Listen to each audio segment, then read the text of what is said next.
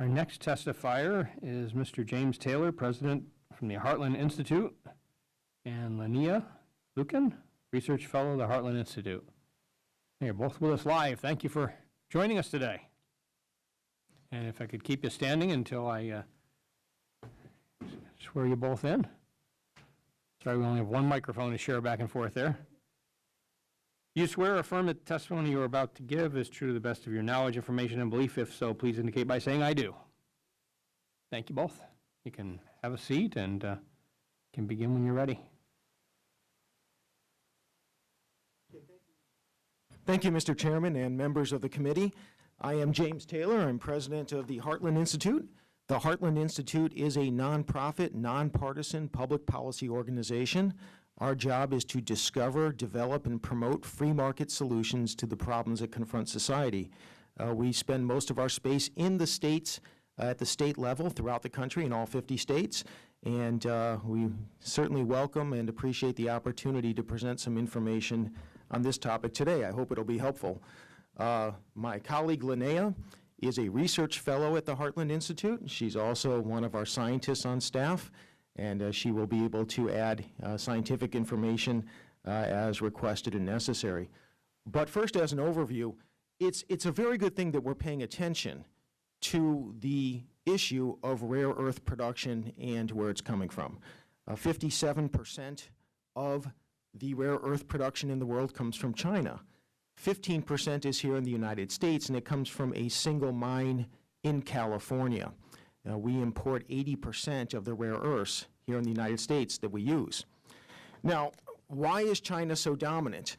Well, one of the reasons is that China does not impose the environmental standards that people in Western democracies justly require for mining, and especially of rare earth minerals mining.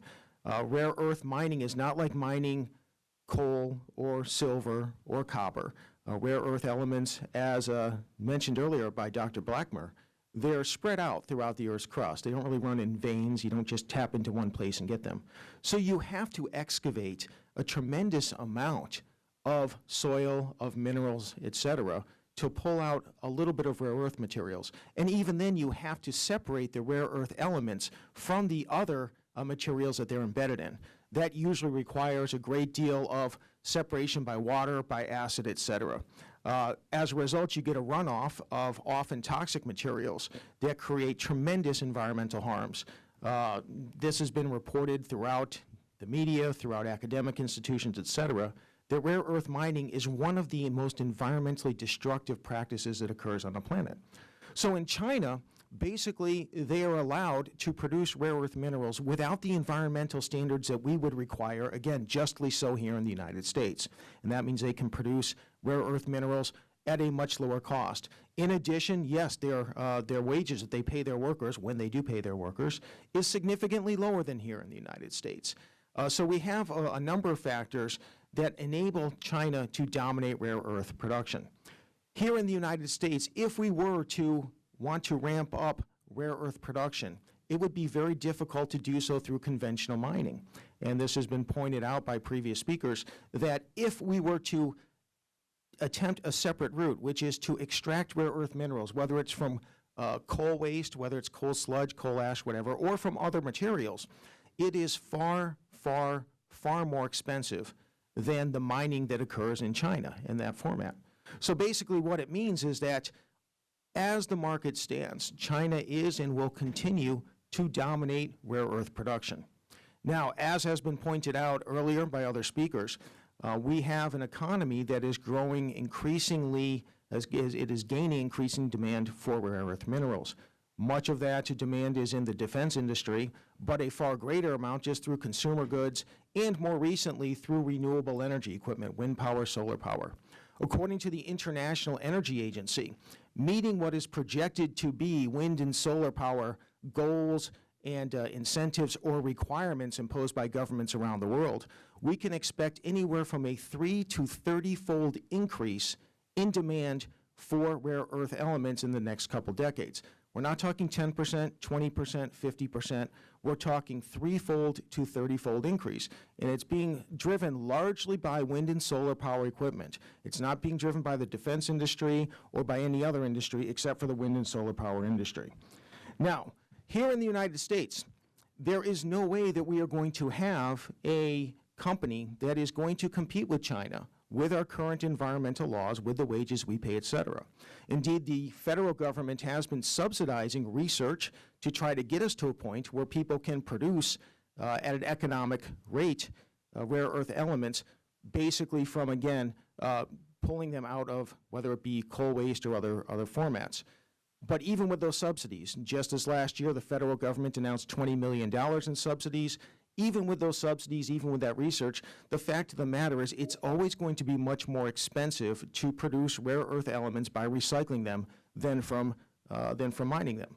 So the question then becomes, is it worth it? How much do we have to pay, and is it worth it? And one thing that's also that needs to be addressed is that even if, I mean, technically, scientifically, we can do this, it's just going to cost a lot more money. Now, if a company is subsidized sufficiently that it can produce these elements, it's still not going to be able to sell its product except to the Defense Department. We already have a mine in California that's mining rare earth elements, that's producing 15% of global supply. Anything that we are doing to try to increase that demand, especially at the state level, to increase that production, especially at that state level, even if you get to a point where you subsidize the company enough that it's going to produce rare earth elements, it's not going to have a market unless we require such a market. Because companies, whether it's GE, whether it's General Motors, whoever it may be, they're not going to want to pay 3, 4, 5, 10 times the price for rare earth elements that they would otherwise. It's been mentioned also, Dr. Blackmer mentioned earlier, that it's not just the federal government that is providing money for research. It's various states. With all these state subsidies as well as federal subsidies, we still don't have any companies, any private companies that can make money on this technology. In the state of Pennsylvania, if certainly you have the option to do so, certainly there are benefits to have more domestic rare earth production. But if the goal is, or the expectation is, that it's going to create jobs or create economic growth, now you're competing with all of these other states that are similarly already subsidizing or giving money to this research. Eventually, you will have to outcompete those states if you're going to have that production here. Regarding, there was a question mentioned earlier that was very insightful. How is this going to impact coal production or coal jobs, particularly in southwest Pennsylvania? And the thing is that if you're going to be recycling rare earth elements from coal that has already been produced, you're not going to have any more coal production or coal jobs. The coal has always been produced. In fact, the present federal administration touts these types of programs as justification for shutting down conventional energy production and use, including coal power. The messaging is that by extracting renewable earth elements, rare earth elements from the coal that's already been mined, they're creating renewable energy jobs. See, we're creating these renewable energy jobs. That's the reason why we need to, again, force more renewable energy and less conventional energy. So it's not going to do anything to help coal mining or coal production. So putting all this in perspective and summarizing, we do have a problem. It's a very difficult problem, and that is China is dominating the global production and the global economy in rare earth elements. It certainly can be argued that it would be good for the United States government, to the extent that governments sometimes intervene with markets, to do something on this front to encourage and promote rare earth production here in the United States. It's going to be difficult for Pennsylvania at the state level to make much of a difference. It certainly won't help Pennsylvania economically. It may help the nation as a whole as far as our security goes, but that's a problem that I think, if it needs to be addressed, probably would be better addressed at the federal level. But again, certainly there is very good reason and rationale to be looking into this, because we're not just Pennsylvanians, we're not just Illinoisians or Floridians, we're Americans. We just need to understand all that goes into wanting to do something good, wanting to help out our country, and how we can make sure that we take steps that do more than make us feel good, and more than make us feel good. I mean, we're being patriotic to try to enhance our domestic production, but will actually make a difference that matters. And those are the pros and cons and all the elements for the state legislature to consider them as best as I can present them, for my opinion. And Linnea may have a thought or two as well. Sure. Thank you. Mentioning what was discussed earlier about the reclamation and recycling of some of these devices, one of the major hurdles that makes it so expensive is that a lot of these companies, you take a Samsung or an Apple phone, they're sourcing all of their materials, all of their individual components from other companies. Those companies are producing their chips, their wiring, all of that from materials bought from other companies and so on. So if you go to Apple and you ask them how much of one material or another is in their phone, they might not necessarily know how to answer that question. And when it comes to recycling that afterwards, sorry, catch my breath, the chemical processes that you need to invent in order to separate these minerals out are going to change depending on which materials are there. And if they don't necessarily know which materials and what amount are in there, it significantly increases the cost because they have to do all this R&D trying to figure out what the phone is made of in the first place. They basically have to reverse engineer everything that they look at in order to work through to figure out the chemical engineering solutions to the recycling problem. But that's what I did. Thank you both. Appreciate your presentation and testifying before us today. Members? Representative Bud Cook.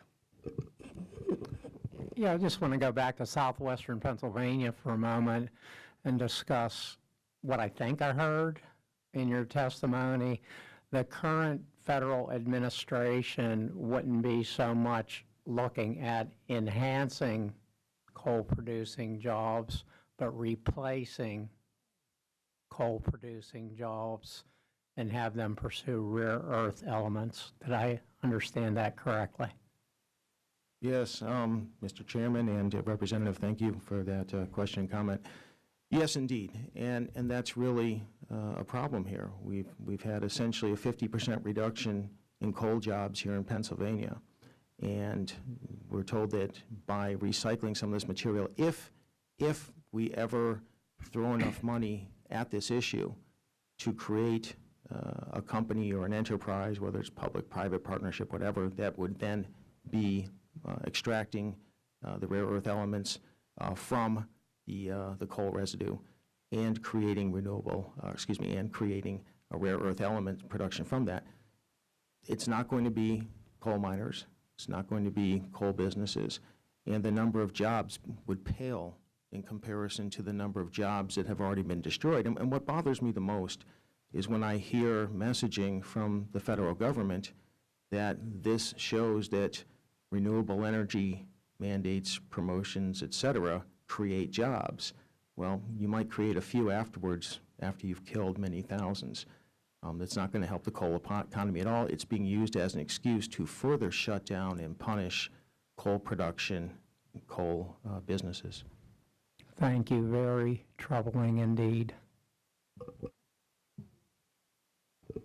So as we, from your summary of your testimony and some of the testimony we heard previously, which again, I don't think the average citizen understands that we are so dependent on China for the rare earth minerals, just like we weren't aware of our dependence on pharmaceutical ingredients.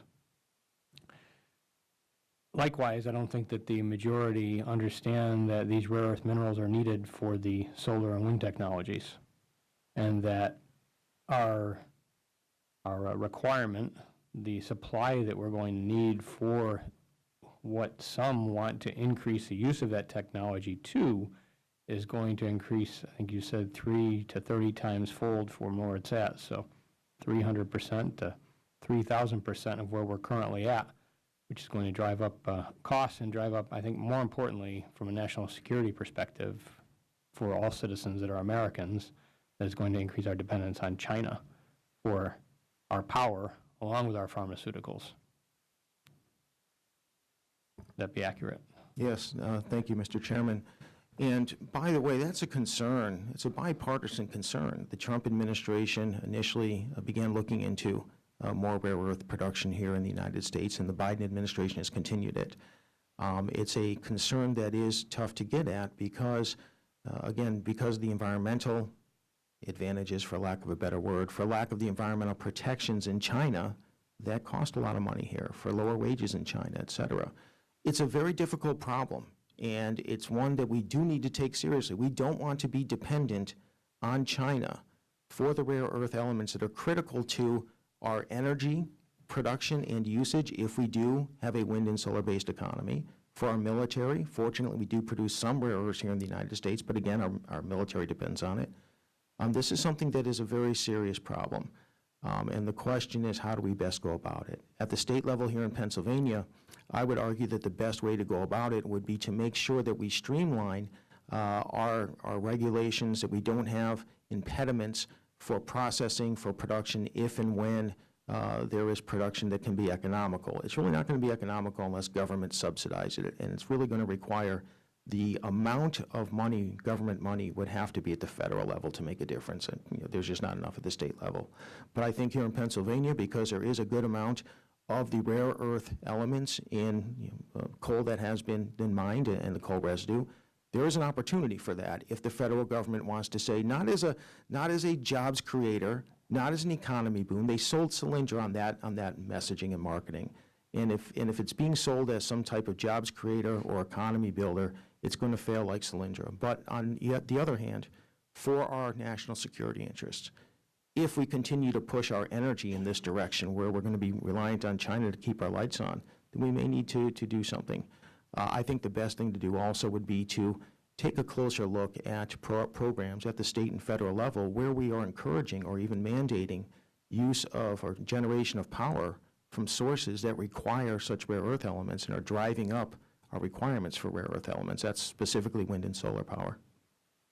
Thank you.